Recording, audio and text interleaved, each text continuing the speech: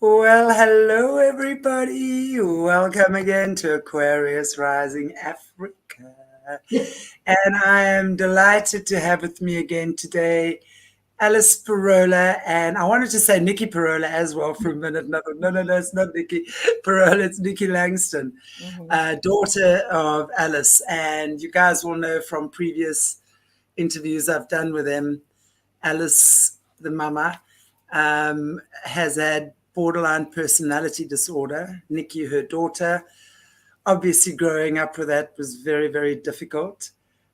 We've outlined that in previous interviews. So I want to just invite those of you who haven't actually seen those interviews yet to really watch them, because it's so informative, and it's amazing to see how far you guys have come as a family, and the blending and the healing that you guys have done. So I want to say to you both, welcome back, Alice and Nikki. I'm so happy to have you here with me again today. And we're happy to be here, Shanti, with you. Yes, absolutely. Absolutely. You want me? I just wanted to say, I know you guys had, also in the last conversation, we spoke with Joe, your hubby, as well. We spoke about the necessity, but so difficult as well, to put down boundaries, in a situation like that, especially when that's all you know, all of these things. So it really was amazing, Nikki, how you managed that. I mean, I know it took a bit of a catastrophe or a moment of breakdown before rebuilding could happen again. So yeah, I would love for you ladies just to talk us through a few defining moments, that you've both experienced within your family. So I'm gonna go over to you and just say thank you. Yeah. I just want to backtrack a little bit. And when I was growing up, so we believe from our faith that boundaries is what they call a generational curse, having no boundaries, I should say, and that it stems from lack of discipline, lack of respect, dysfunction in the family. So, for instance, growing up, we were never allowed to close our doors, and my parents would just walk around naked, and we had to walk around naked, and everything was just out in the open, bathing.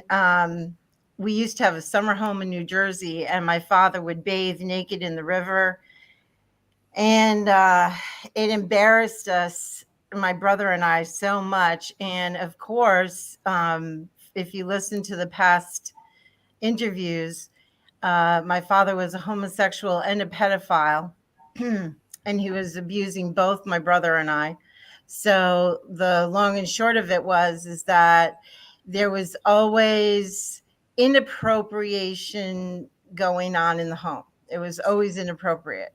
And my mother was an alcoholic. She is no longer an alcoholic, but she's quit drinking for years and years. But back then she was. And so a lot of adult stuff got filtered down to the children in a very unhealthy way. That's what I can say. And there was never a time where I felt comfortable. I always felt dirty. I always felt ashamed. I always felt I didn't know where I stood, So it grows the child up. First of all, how can I teach boundaries to my child? How can I teach boundaries in my marriage if I never knew or grew with boundaries myself? So that was one of the things. And I think one of the biggest things is having the adult lives bleed into the kids' lives, dragging them into the fights, dragging them into the mayhem. And so, Nikki very much had that growing up as a child. And I'll let her speak to that for a little bit, because she knows only too well what lack of boundaries is all about. So yeah, I think to what you asked, Chantelle, about those defining moments, I think maybe every episode we referenced that July back in, goodness, 7 years ago. Well, 7 years ago, I started therapy, but I think that July was actually 5 years ago. I want to say that what Mom, I want to say, referenced last time was that I had done something that I had never done before, which I set a boundary. Ross and I, my husband and I, set a boundary and we held to it. And so, so kind of we came together, but when you had so graciously asked us to come back, and we said, what do we feel like is one of the most important things to give people that are listening? And really, I think it's just to unpack boundaries and healthy boundaries. And so for me, I think it's important to know that while, thank God, my mom broke the generational curse of incest, thank God. And we haven't seen that in our, That's, I have to say, sorry to interject there, that is huge, because Absolutely. that, I mean, I would imagine from someone who has not had any of what you ladies are speaking about, because really, Right. I mean, I grew up in a family. Yes, my parents sometimes argued that the roof did this, but there was never any violence or anything like that. They kissed and made up. You know, we understood that even if you argue, you can find your way back together again, you know. So, and I know for myself, you know, as a healer, when I go through my own reflections and dealing with my own stuff, when I have come from a non-abusive background on any level, yes, everyone has got their issues, but really nowhere near coming close to what you're explaining. I know how challenging that can be to deal with. That from a normal family with its issues. And you know what we're talking about here is quite extreme.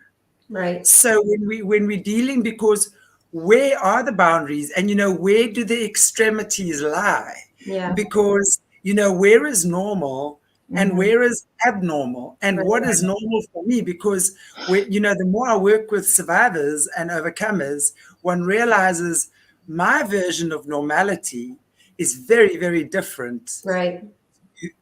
Oftentimes their version of normality. It's normal to, as you say, walk around naked and just be gross with your kids. You know, Right.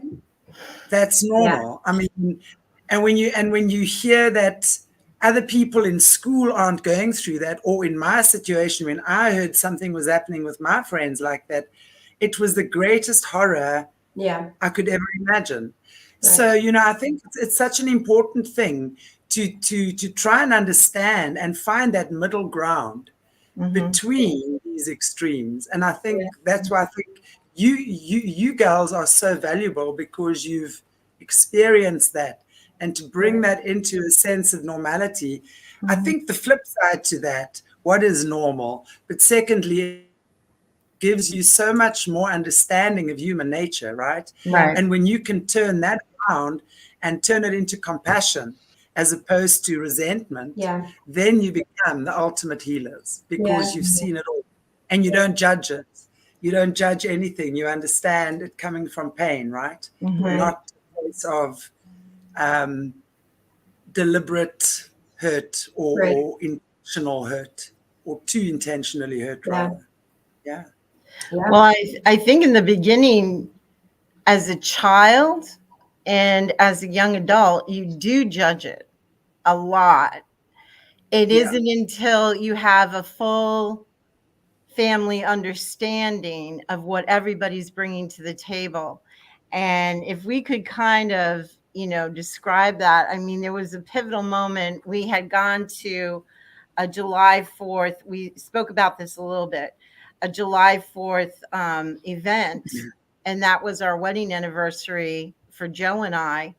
And I thought everything was just normal and we were going along. But Nikki and I had some major blow up fights leading up to that time. And here I am thinking everything is just hunky dory and we're fine, everything is good. And then all of a sudden, she has an absolute meltdown. And at 10 o'clock at night, unbeknownst to us, she's having this emotional meltdown. Her husband shows up at our house at 10 o'clock at night and he's like, Mom, Dad, you got to sit down. I got to talk to you. And I got to explain to you that we're going to lose Nikki. We're just going to lose her. And she's not going to come back and she's not going to want to see you. She's not going to want to have relationships. She wants to move. She wants to not see you guys again. And I'm sitting there like in total shock and I have tears streaming down my face and I'm shaking. And my husband's just like very stoic and, staring at Ross and he just collapses to the floor. And it was very emotional. I went over and I was hugging him and I'm just like, what's going on? What's going on?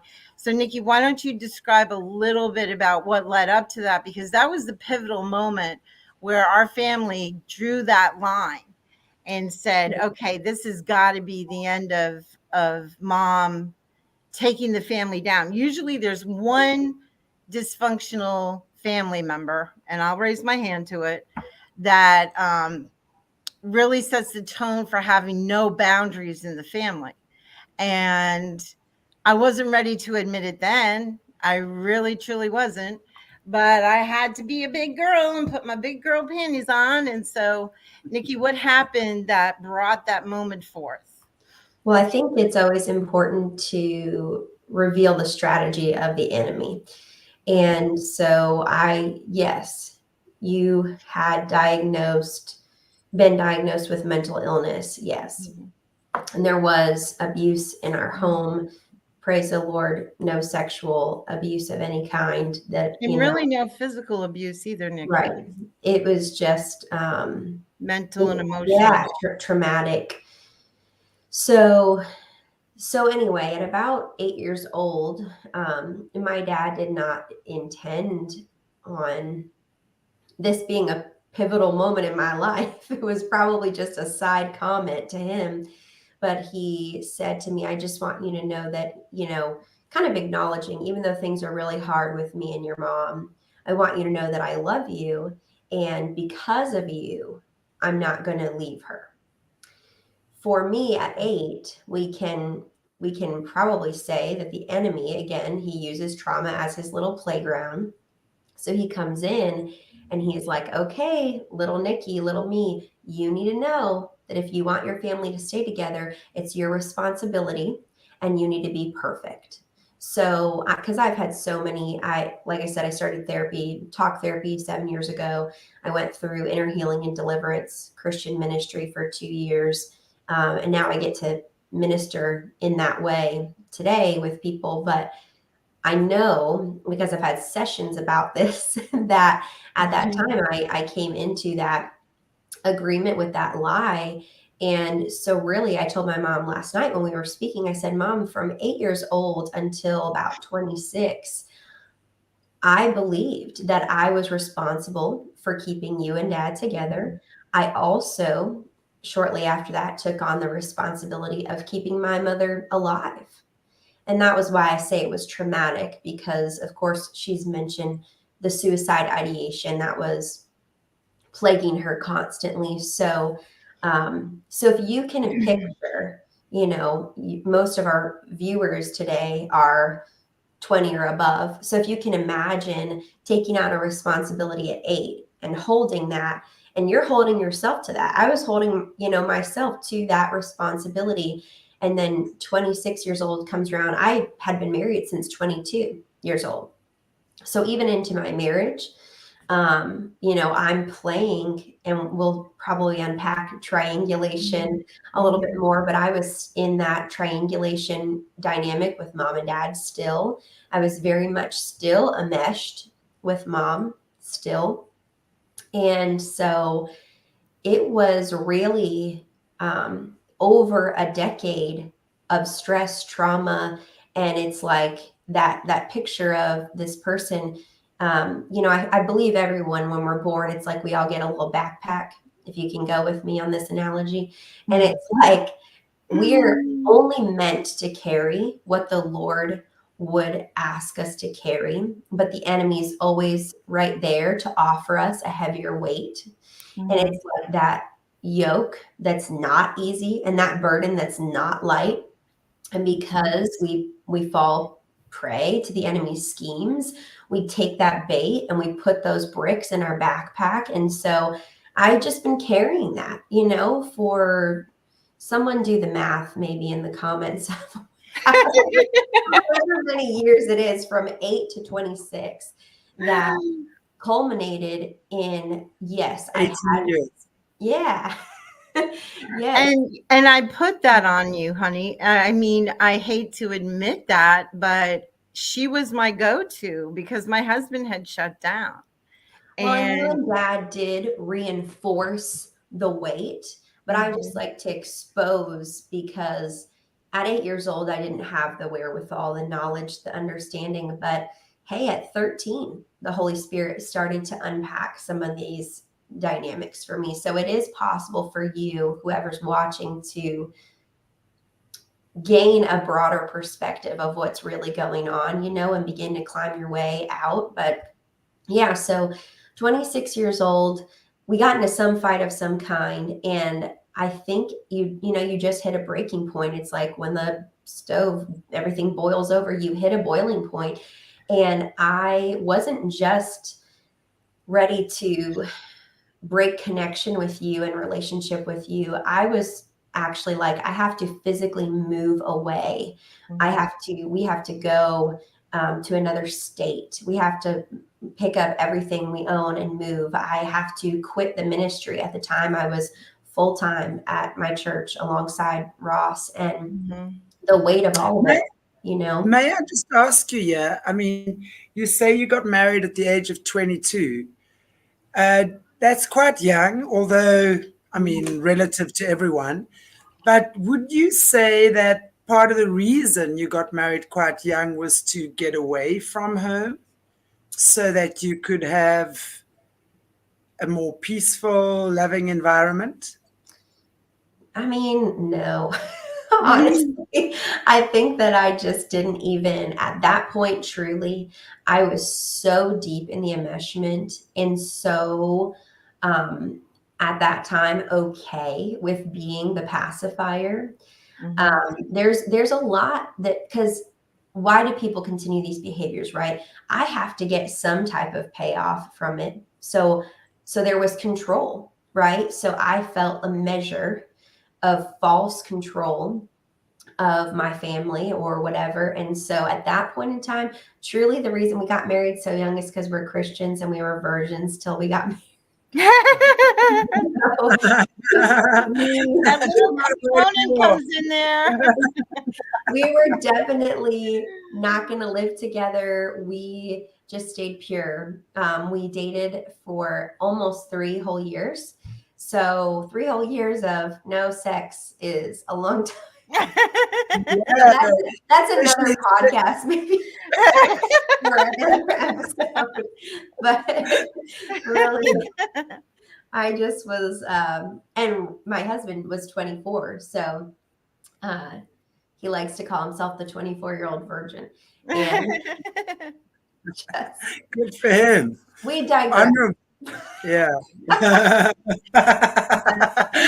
hope he's not watching. Truth be known. We're going to get some more followers today for different reasons, but no, we just basically they wanted to have sex shanties, so that I can hear this thing. Listen. But we also did date for almost 3 years. We had, Ross was full-time at the church at that time. He'd already been working for over a year there, and he was settled with his apartment. So anyway, it just all made sense. But no, I think I was still truly like, the Lord had to allow those scales to fall. And I think another moment Mom and I spoke about yesterday was like just another defining moment. And I feel like the Lord allows these to, I truly believe, I just truly believe that the Lord is so kind to not bring up, you've probably heard, I'm sure both of you have heard of those people who are, whether they're SRA victims or just any severe trauma or abuse. Sometimes those memories don't bubble up until they're in their 40s or, you know, whatever age the Lord feels like, okay, now this person likely has not only the mental capacity, but also the support system around them to help walk them through the healing. And I just don't know that I was ready in those earlier years, but at about 25, that was the first year we moved. So we were in Florida. My husband and I moved to Indiana. We are all back in Florida now, just for context, because that can be a little confusing. But we were in Indiana while mom and dad were in Florida, and mom called having a panic attack, which was honestly very normal for her to call me and for me to use the tools that so strangely I had been taught in her therapy sessions. Because as a child, I don't know how this was even legal, but the therapist would teach me how to de-escalate my mother. That's a whole other story, but I would try to talk her down. Wow. It wasn't working that day. And so I said, Mom, I don't hear Dad in the background. I don't know if you are serious or not. I don't know, if you're going to follow through with suicide today. So I'm going to call 911 so you can be safe. And I first called my dad, and I believe that he just kind of dealt with it from there. He ended up taking her to the ER. She had her stomach pumped of the pills and things. And we were just waiting, and we didn't know necessarily if she was going to wake up. And so finally, she woke up, right? And my dad calls me. I get on the phone with her, and she just says, "Are you happy?" I was like, I don't understand. I'm happy you're alive. She's like, well, I'm asking you if you're happy because, you did this to me. I was like, what do you mean? And of course, at that time, she's not in her right mind. And she said something to the effect of, well, you threatened to call the cops on me, which, of course, 911 is not the cops. I was wanting to save her Well, life. it was the cops. But it was all, it was all jumbled. And so I said, well, Mom, I was just trying to keep you safe. And as soon as I began to plead my case, I just felt Holy Spirit say to me, don't receive this. This is not true. This is not your fault. This is not you're not the cause of this. And this is not your responsibility. And it was really the first time in my whole life that I clearly heard the Lord say that I wasn't responsible for keeping my mother alive. And that can be very difficult to sort through, especially because I want to respect and honor that my role is different than my father's role, because that is his wife, right? And I, though, am the child. And this is nuance to me, that I had to hear what is my role as the child. And there was a lot of conflict in our relationship all growing up, because I did assume that mother role to my own mother. And when she had those lucid moments and I was mothering her, she often would reprimand me, rightfully so, because I'm sitting there telling her what to do. And so it was this constant back and forth, mother, child. And the Lord was just trying to bring me back fully into my right standing of my identity and my right relationship with my parents, and my right place, even my place with him. Because if I am mothering my mom and dad, where is the Lord's seat in my heart? There's a lot there that he just began revealing. And so that was another kind of fateful moment before. That was maybe a year or less before the next year where we finally drew the line in the sand, for the boundaries.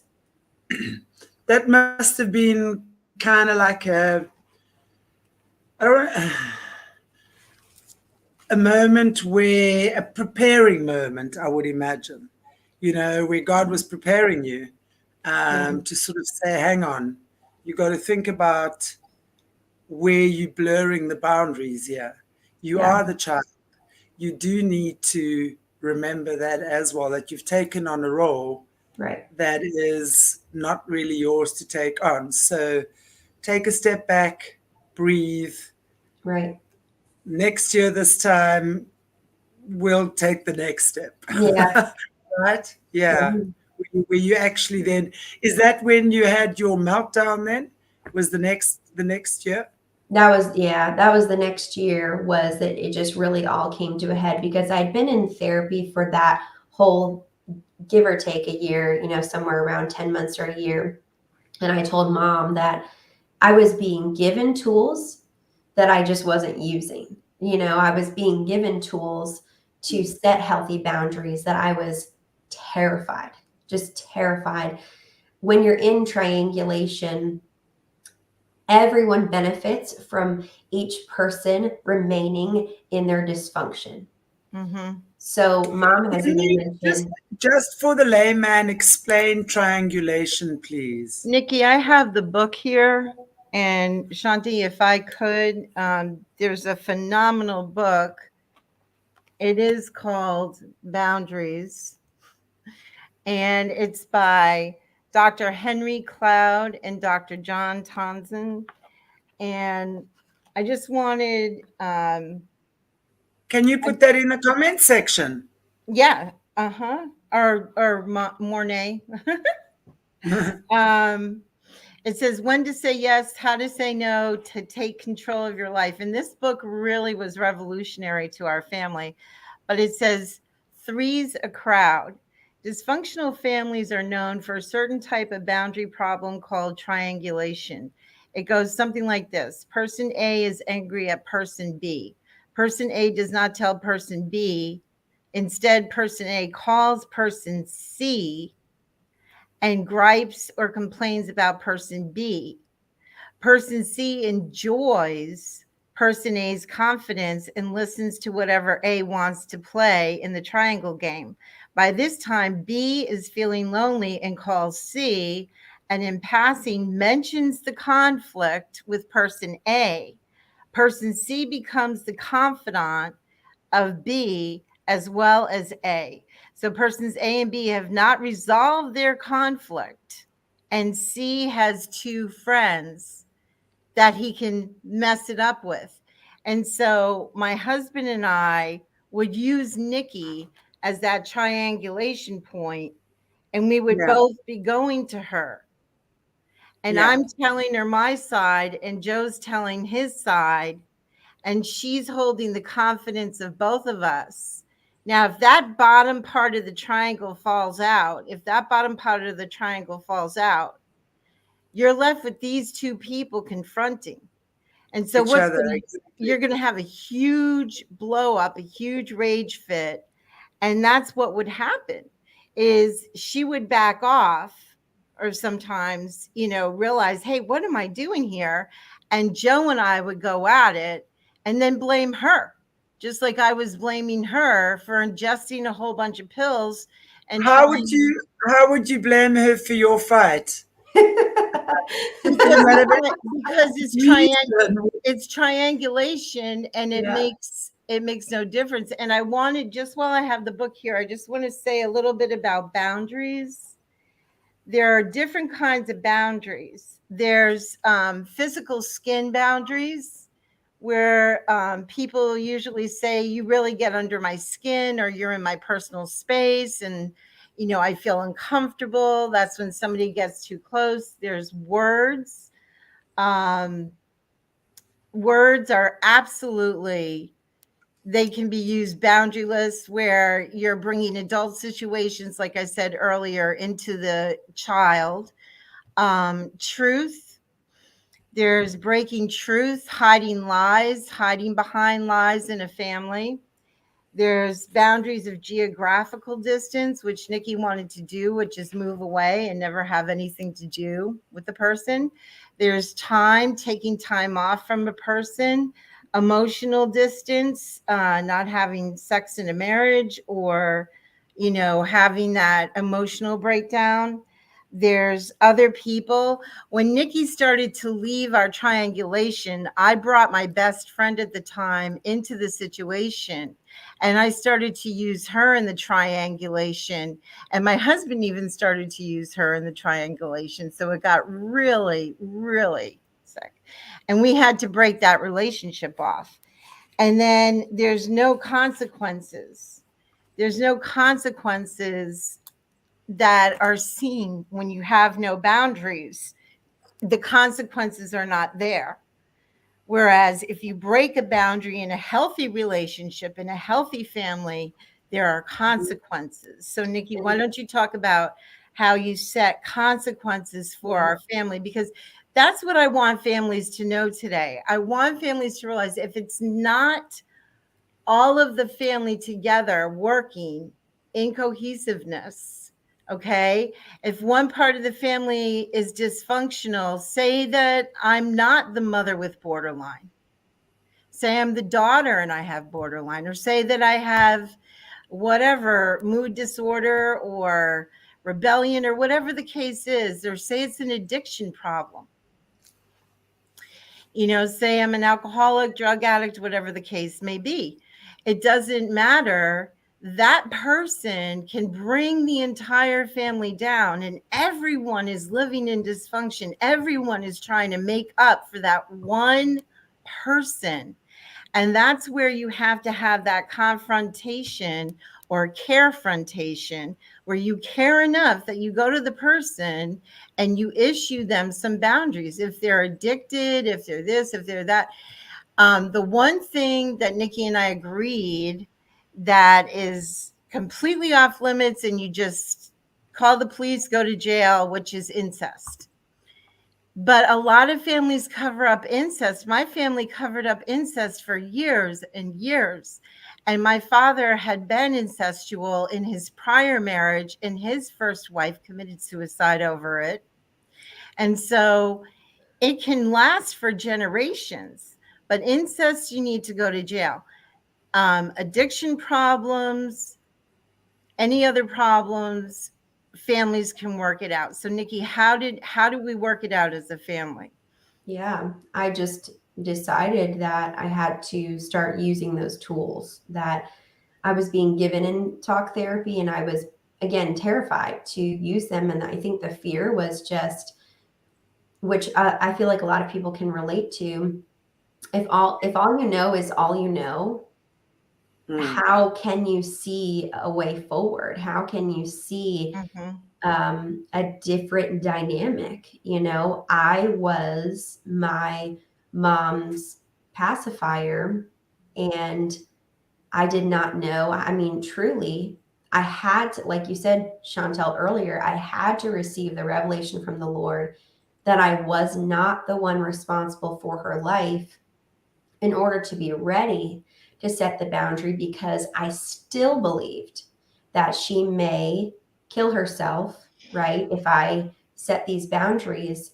But it felt so, it was such a burden on my spirit that I actually knew at that point I was walking in outright disobedience to the Lord.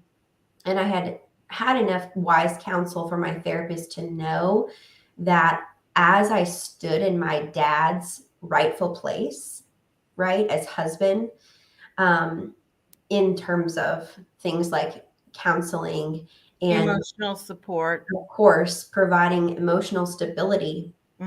As I stood in that role, I was not allowing him to even step into, right? Because absolutely. It's that same thing I think we spoke about. When you forgive someone, until you forgive that person, you may not like this analogy, but you in fact are sitting on the Lord's throne in that person's life, and you are holding them you're holding that debt against them. And it's like, if you don't forgive and step aside, the Lord, he's a gentleman in that sense. He gives us free will, so he's going to wait. And so, God is a gentleman. I love it. God is a gentleman. he is. And so You should write a book about that, Nikki. It's the first time. he gives us That's free the will. title. So I knew that he was patiently waiting. He was probably actually tapping his foot at that point, but for me to obey and to say, okay, for example, my mom would, like she has shared, have an episode where it's categorized as called going black, going from white mind to black mind. Everything turns from all good to all bad. And a person she loved, me, her daughter, would suddenly become the brunt of everything that was wrong in her life, in her marriage, in the world as a whole. And I would receive, whether it be a text or an email, just filled with obscenities of, you ungrateful B word, and, just F this, F that, like just scathing, And at that time, I would basically read that, receive that, grieve over it, be torn up about it, but always take all of my hurt, all my pain, all my emotion, shove it all aside, and lay down and go, well, what do you want to do next, Mom? Because I'm responsible for your entire life, right? So she had the driver's seat, and she was at that time, 22, 23, 24, deciding what happened next. And, you were 22, 23, 24. Right. Yeah. Yeah. And my therapist was like, essentially, you're rewarding that behavior because you're not giving her any consequence at all. You're just life as usual, Because I want to say, sorry to interject there again, but I find it very interesting what you were saying when you're receiving the abuse. Now, the bigger part of you, or the, knows that's not really her speaking. Yeah. But every word, and especially when it's coming from your mom, must be, Right. every word sits in you and your body absorbs it like poison. Yeah. So it sits there, it doesn't go away. You just learn how to not be affected by it in the moment. Right. You learn to kind of like box it or compartmentalize it, right? Mm-hmm. File it away. And honestly, having been a healer for 20 years, I so know how these things affect the body. This is what causes disease later on in life. When we're talking about cancers and all sorts of things, it's these emotions that we swallow, we absorb it, and it filters into every cell of the body. Yeah. And enough of that, it like literally, it rots the body away, if you want to call it that. So, I mean, and I'm so happy to hear that you went to therapy at a young age. And I would imagine that you probably started going after your first revelation, right? Where that revelation came, I'm not responsible. And I think that's such a beautiful thing, because in setting yourself free, you also set your mom free and your dad free, because it's like everyone had to realize, what did you call it? The connector, what? Triangulation and enmeshment. Yes. You were not that anymore. You had now left the party. Right. And there was just this big mess going on. And people had to sink or swim, right? Mm-hmm. And it seems like everyone chose to swim, which I think is actually quite amazing that you've been able to do that, all of you. Yeah. I want to interject for just one moment that we spoke last night, Nikki and I. What do we do? What if there had not been Nikki going to a therapist and we hadn't realized, how to address this? So if you're a family out there and nobody wants to address the elephant in the living room. Nobody wants to address it. What do? That's where the whole family goes to therapy together, and the therapist themselves has to become that catalyst to bring the health and healing to the family. So they're the one that's saying, you know, these are the boundaries. Like Nikki was feeding us boundaries, and we had very huge incentive to follow them if we wanted relationship with her. But where our whole family is so dysfunctional, let's say it is incest, let's say it's addiction, and they're hiding it and working around it and trying to cover for that family member, that's where the therapist has to step in and be that person to set the boundaries for the whole family. And the ones that don't want to play, they get cut off from relationship. That is the only healthy way to do it, is to set that boundary.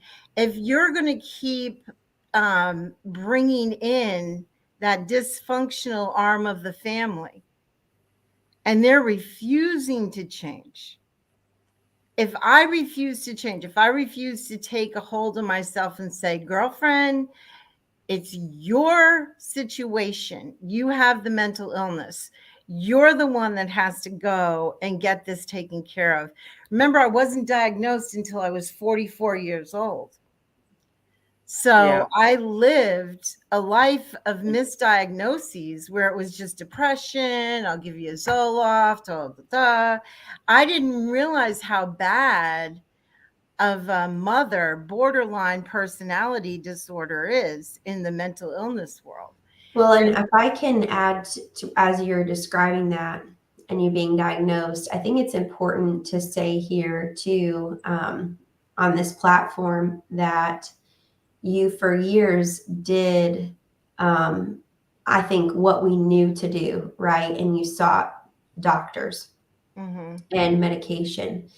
And then there was really a beautiful moment, I don't know, maybe 3 years ago now, that you called me. It was very casual, which it was not casual at all what took place, but you made it very casual.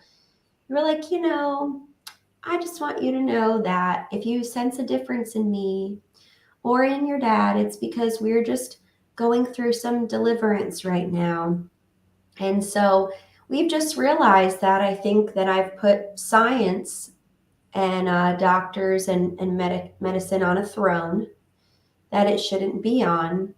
So the Lord's asked me to take that off the throne. And so he's showing me that a lot of these issues are actually quite spiritual in nature. And you were just so casual. And I was sitting there on the other end of the phone. I was in this room cleaning it. And my jaw dropped to the floor like I had to pick it up. You know? That must have been incredible for you. Wow, what a moment. An answer to years of prayer, because truly, that is, I think that's such an important part of this story, because I know, Chantelle, you're always so gracious to say how we all three have, like you said, we chose to swim. And we did, but we also couldn't have if it wasn't for the grace of God and be where we are today. Because even 3 years ago there's been just such monumental healing that has taken place over, yes, the last 7 years for sure, which is really cool, because 7 being that spiritual number of completion in scripture is just really, really neat. But when Mom called me and said that, I was like, I just knew that this was going to mean the world to not only our family, but also my daughter. And I just love to testify and tell people that Desiree Rose does not know the mom that I knew, or even the dad that I knew growing up, because today, Desiree can act out as she's nearly 3 going on 13 and say something sassy to my mom, like, I don't like you right now. Uh-huh. And my mom says, really? What makes you feel that way?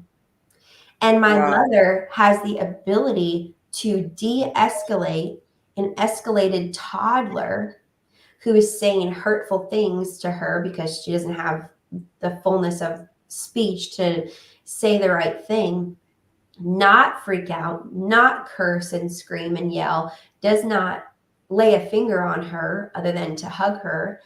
And my child comes home happy with cotton candy in her, just But last night she's getting a bath, and she told my mother-in-law, Ross's mom, because she had a bath toy from my mom and dad.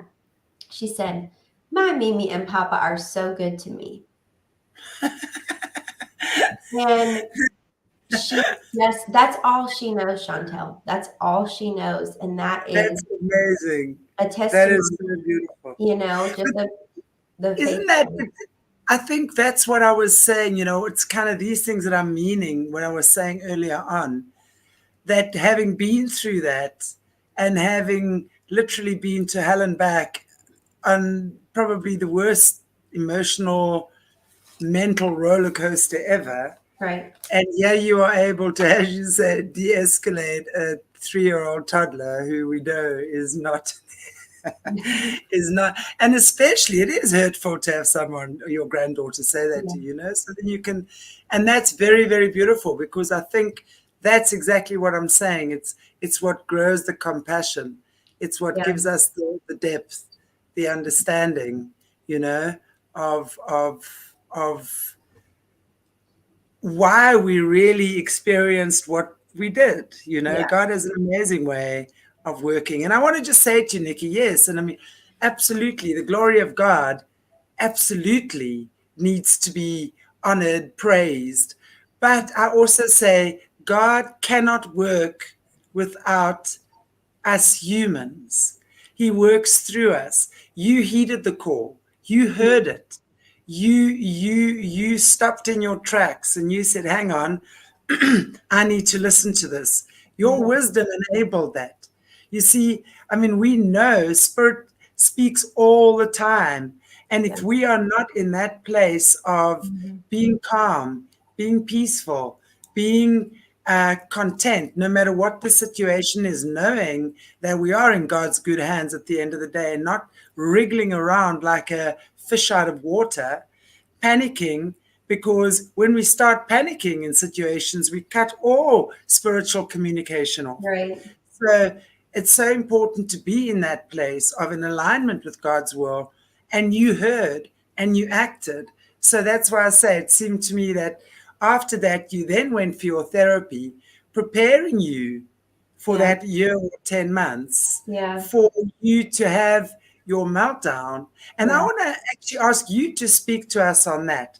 What brought you to that point, and how was that for you when you finally reached that point of saying no more? What actually brought you to that point? I think the best analogy is, you know, back in the day when people had beepers and they would have like a little beeper clipped to their belt loop as a doctor or a nurse. Yes, we remember that, Nikki. Well, okay. Some of my generation may not remember. Okay. So you're calling us old, Shanty? Yeah, that's like more mature. More mature. That really was my life. And the stress of, you know, because inner vows don't just like start one day and end the next. If you make an inner vow, that thing is going to choke you until you renounce it. And, you know, so I had these inner vows of I'm responsible, you know, to keep my parents' marriage together and my mother alive. And I believe that what brought me to an all-out mental breakdown of sorts was that my parents were in Florida and I was in Indiana for the first time. We were states away. So it was very difficult for Nikki to keep up with those inner vows as I'm working full time in a completely new job in a new state. I mean, I'm still early on in my marriage. It was year 3 or 4 of our marriage. And I'm meeting new friends. I mean, just all the tasks that come with moving to a new place at a new job. And then simultaneously trying to solve their problems, marital disputes and arguments. I was still, again, in the triangle. I was still enmeshed. So that beeper was very literal and real in the sense of my phone was attached to my body. If mom's name came across my phone, I didn't even realize it at the time, but now looking back because of the difference, it brought panic. Like, especially if it was a phone call. If it was a phone call and it was 1 o'clock in the afternoon and she knows I'm at work, it's like, you know, there's that. And I leapt to, so I would leave work meetings and I would just say, I've got to go to the restroom, whatever I would. And that was actually exactly what happened that day that she did take those pills. It was 2 o'clock or so, you know, on like a Thursday, I think. And I was in a meeting and I got into the restroom and I'm like, oh dear Lord, you know? And so you can't live like you just can't live like that. You can't. And I think too, a very, very, very big piece of all of this was that my husband, year 4 of our marriage, was actually ready to start trying to have a child. And I might have mentioned this before, so forgive me if I'm like repeating, but I would say that I wasn't ready, but I did not know why I wasn't ready. And I would even say, honey, I really don't have the desire to have a child. And the Lord had to show me that the root of that was you feel like you've been a mother your whole life. So you see, in a sense, to what you said before, Chantelle, I saw marriage as an escape, probably from being a full-time mom. Mm-hmm. And I didn't want a child because I had already been there, done that, got the t-shirt, and I was exhausted, truly. The Lord has brought, that's another thing of just such supernatural rest. Because if mom's talked about this, when your body is in that heightened state of just damage control. Hypervigilance. Yeah. I mean, I don't know that I knew what it meant to rest until I was able to be healed. It's like you're constantly going 90 miles an hour with the parking brake on. Yes. Mm-hmm. Yes. So it just reached this point of my husband saying, it was basically like my husband had been so open and vocal about I'm ready to have a child that even my friends and close friends knew. So the Lord also used very close friends to, I had a dear, dear friend. I still do. Her name's Bree. And I remember one day she like took my face in her hands and she was like, Nikki, you know that if you have a child, that the Lord is going to continue to heal even you in your heart as you raise your little girl differently and as you love her the way Christ loves you. And I had to really receive that a child would actually be a blessing. Of course, everyone's like, a child's a blessing. And it's like, to some people, it may actually be the mm-hmm. most terrifying thing because you're like, how could that?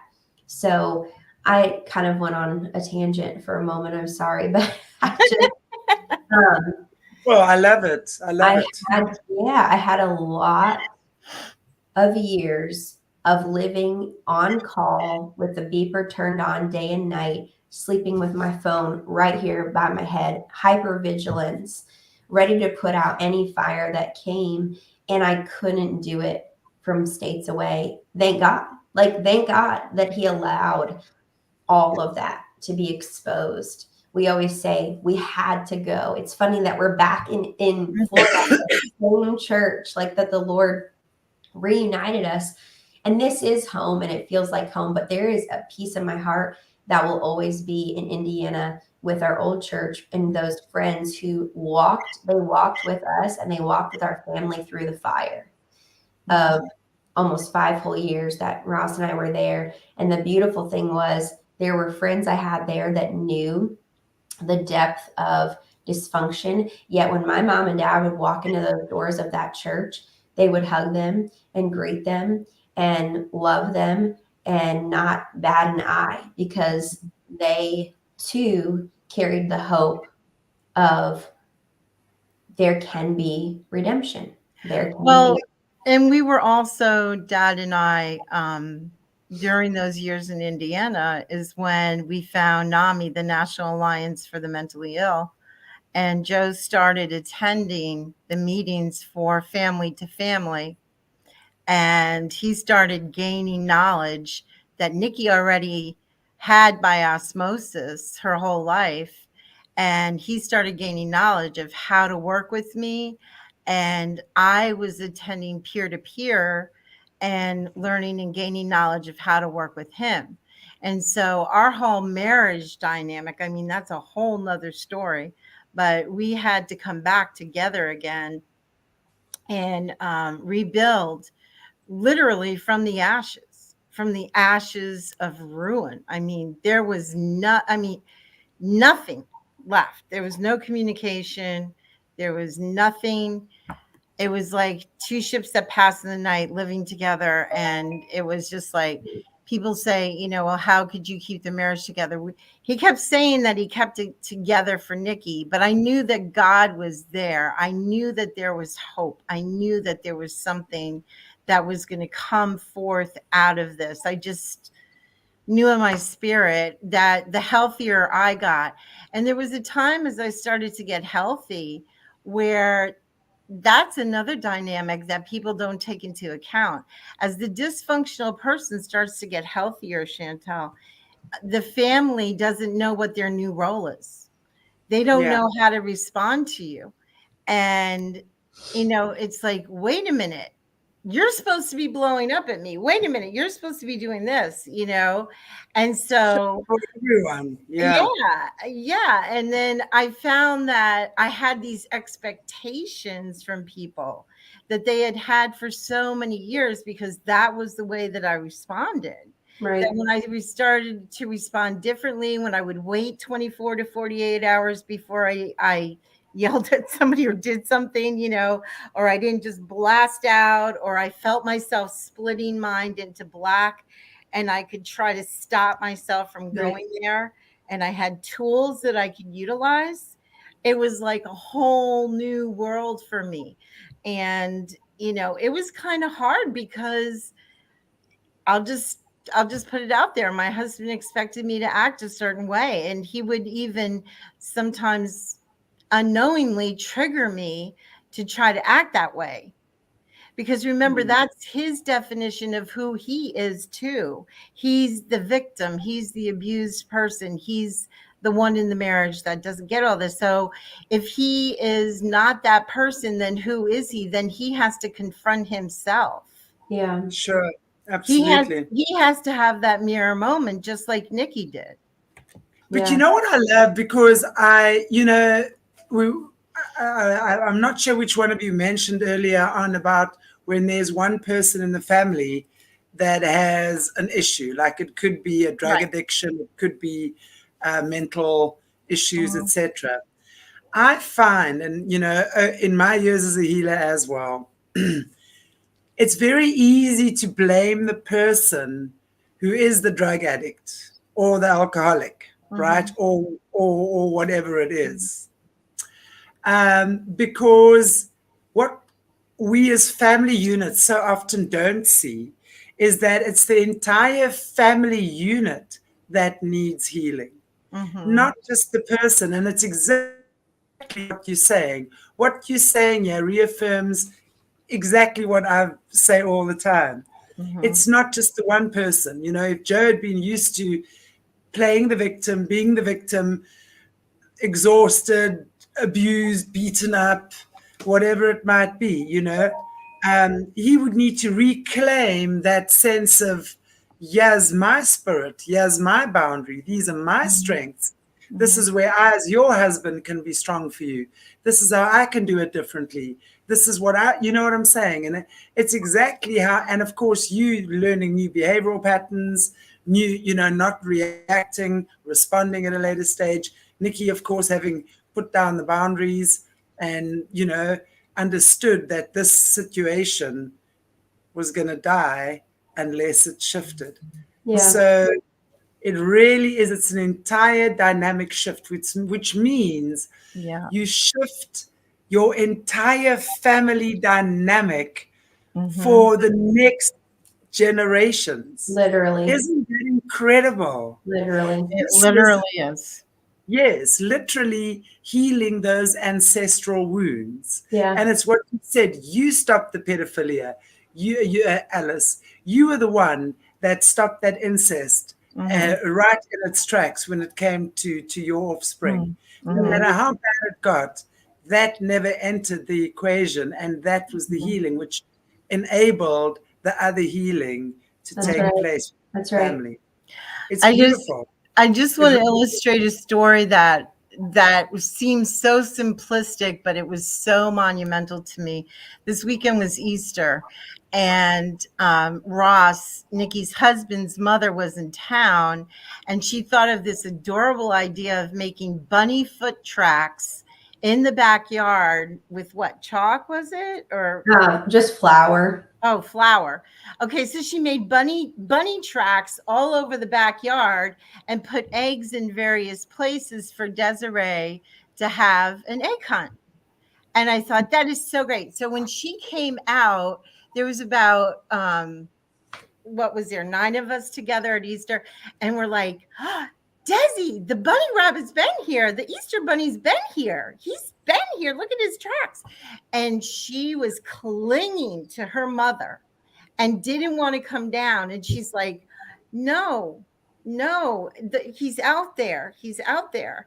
And then all of a sudden, it was just like, the bunny's good. He's not going to hurt you. Everything is fine. You'll be fine. And she jumped out of her mother's arms and just went gleefully along her way. Now, that is a seemingly insignificant, somebody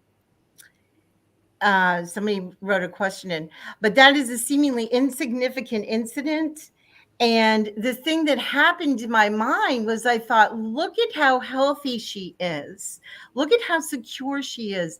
Look at how confident she is, that she can take her parents' word and just know, I can go, I can do my egg hunt. I don't have to be afraid of the big bad bunny, But it isn't that beautiful, because that's normal, One of the people I worked with said to me, what is normal? She says, normal would really be when you come, when your dad comes home from work at night and you don't have to run away and hide in the cupboard. So that is when you trust your dad, you trust your mom, you just have this incredible, that's the way it must be. This is what gives our kids the good foundations. That somebody's asking the question if borderline personality and bipolar disorder are basically the same. Not at all. They're not the same at all. Were you able to get off medication and manage with the mental tools only? No. Getting off medication is a personal choice. Every single person is different. And there are varying degrees of borderline personality disorder.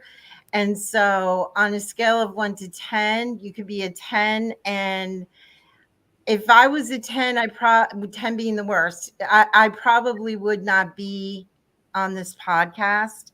I'm probably about a 4 or a 5, if you want to say, as far as where my skills are now and where I'm managing. But I am a person that chooses to use medication. I use science and I use spirituality and I use books and I use theory and I use therapy, and Good. I use it all. I use it all to get myself stable. But that's my journey. Some people may have a journey where they can get off medication. God has not told me to get off medication. I happen to have found the certain soup mix that is the least, how can I say it, the least hurtful to my body. Right. To be able to manage my symptoms. And Nikki has seen me go through several med changes over the years, several med changes on and off and on and off. And when I go off, the thing is, my body does not produce what your body produces, which is serotonin and dopamine. So if I'm a diabetic and I need insulin, why would I not take insulin if I'm going to go into shock, right? So if I'm not producing serotonin and I'm not producing dopamine, I had to leave that comment for you. You what? I had to put that up for you. I had to put this comment. The comment moment says, "You're so awesome, strong, and brave. Whatever you're doing, it seems to be working." Thank you. Thank you.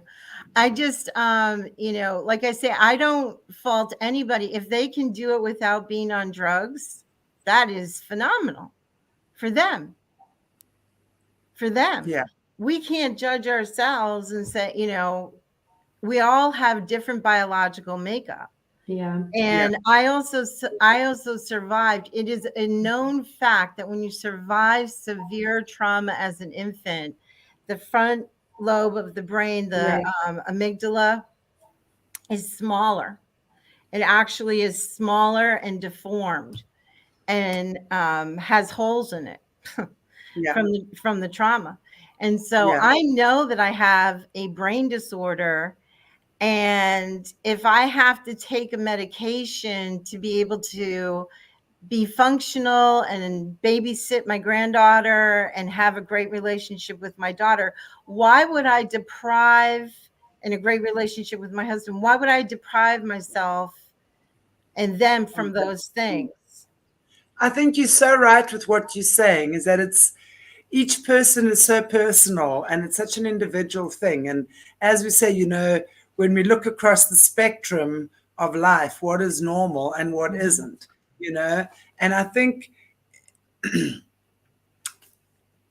medication you take, if it's working for you, and I don't mean you, Alice, I also mean anyone out there, if it's working for you and if it's giving you what you need and that sense of peace and calmness, that's fantastic. Should the day ever come that you need to get off it, I have no doubt you will be guided to do that. And you will also be given whatever tools are necessary. And I think each person needs to take. And it's not just medication, Chantelle. It's I have to exercise. I have to eat right. Yeah. I just lost 35 pounds, So, I mean, I had to go through certain things. Because what happens is all of that stuff, like Nikki talked about having the bricks in the bag, those are bricks in my bag that I don't need to carry. And I've got enough bricks in my bag, God knows. So, well, a little rucksack, one or two bricks we can manage. Yeah, so not a whole truckload. The message we really want, to wrap, because I know we're probably at time, but is we just want families to know that it has to be a concentrated effort with all family members participating. Absolutely. And if it isn't, then the other family members have to continue the journey until that one person, whoever it is ready. It may not even be the dysfunctional person. Yeah, absolutely. Just might be a member that doesn't want to participate. Exactly. But I think it's so important anyway. If you are one of the dysfunctional one or not, if you're in a situation like this that is so destructive and you realize that there's help out there, and that's why I say it's all people in the family that have got to make that shift. And it would then be important. And like you, Nikki, You know, you were the one that decided to make the shift in the family that has created this completely different dynamic that has healed an entire lineage and one of millions more to come, right? And, you know, even if the person, Nikki was certainly not the dysfunctional one, she went and made the shift, and this is the result of that. So I think even if you're not the dysfunctional one and you realize there's something going on, or if you've been in a position like Nikki's been in, then take the advice here. I mean, this is brilliant advice. Honestly, it's about love.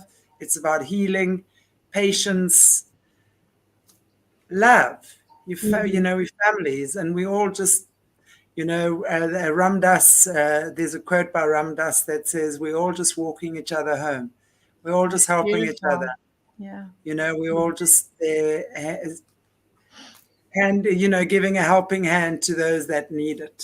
Okay, I want to just see. Okay, ladies, I think we need to call it a day, but we will certainly continue these conversations. So I want to say thank you so, so much to you ladies. But now I've just got someone here asking about bipolar disorder. If there's a quick response to that, if anyone can just answer about. What's the question? Well, she's basically one saying is bipolar and borderline personality the same. You said no. Then there's one that's come through now just with the question mark asking bipolar disorder. Bipolar disorder is where you experience high bouts of mania or manic disorder. And you can go on binges of gambling or drug use or alcohol or sex addiction, shopping sprees. It could be anything. And you just go off the hook and you don't sleep. I have bipolar people I know that hadn't slept for 2 weeks and they're still going. They're still jazzing. They're still going. They're going. And then all of a sudden, boom, they crash and they go all the way down to the other end. And that is a lithium imbalance. Yeah. And that's where lithium, some famous people with bipolar are Patty Duke, who's the one that played Princess Leia in Star Wars, Carrie Fisher. And, you know, they brought a lot to the stage as far as borderline personality disorder. Debbie Reynolds, there's a lot of actors and actresses that had bipolar and came out with, you know, a lot of their journey. A great book to read on bipolar disorder is by Carrie Fisher, and it's called Postcards from the Edge. Postcards from the Edge. And so didn't they make a movie about that? Wasn't there a movie? In our day. In our day. Yes, they did. You millennials would know about these movies, okay? Yes, they did. And yeah, that's bipolar disorder. And then there's dissociative disorder. Dissociative disorder is when you actually split personalities and you have several different personalities that will display. And I thank the Lord God that I didn't get that. And I thank the Lord God that I don't have the manic bipolar. I mean, you know, I have something different. It's called cyclothymia, where my moods can cycle, but I never reach manic. I do reach depression, but I never reach mania. I've never had a manic episode. And so borderline is very different. If you want to do, you know, we can do some delving into that topic later. Definitely, we can certainly be looking at. So thank you. Nikki, is there anything you would like to say just before we end off? I just saw a comment where someone had said that I was so strong and brave, and I really do appreciate it. And I can see, you know, yes, I had to be a lot of those things, but I always love to remind people that mom and dad also had a choice, you know, and my mom is one of the few, because I know a lot of people that are undiagnosed mentally ill and they're not diagnosed because they refuse the diagnosis. So my mom's one of the few who not only chose to seek help, but then, like we spoke about last time, she said that she wanted to be made well beyond. They're seeking help. And then there's the hard, in the mud, in the trenches, blood, sweat, and tears, fighting for your life. I want to be made well. And I've watched my mom and my dad say yes to that every time that question's been asked. And so I, yes, had to be brave, but so did you. And so did Dad. So thank you for being committed to the journey of being made well. Love you. Oh, I love you too. Beautiful. I love you too, Chantelle. Love. Yeah, I just love you, really, honestly, I do, because I think it's so great to have you ladies on here. It's straight from the horse's mouth. It's no professional trying to explain it technically. This is real stuff, and I think it identifies a lot. You identify a lot with our viewers as well. And again, these are such important topics to speak about. And I really appreciate you girls for stepping forward. And well, we thank you for having us. Yeah. Absolutely. My absolute pleasure. And I look forward to the next time. And in the meantime, guys and girls, thank you so much for watching. Really, really appreciate. Alice and Nikki's contact details will be in the description down below. So again, the book is Boundaries, and it's by Dr. Henry Cloud and John Townsend. Yeah. So make use of it. To use the tools that have been given to you, whether you're the perp in the family or an innocent bystander. I think it's important that everyone realize we all have certain contributions and all of us can make a difference. God bless you all. God bless you. Thank you so much for watching. And like, share, subscribe, please, guys. This is really important information to get out there. Thank you so much. Thank we'll you. See you the next time. Cherry buys.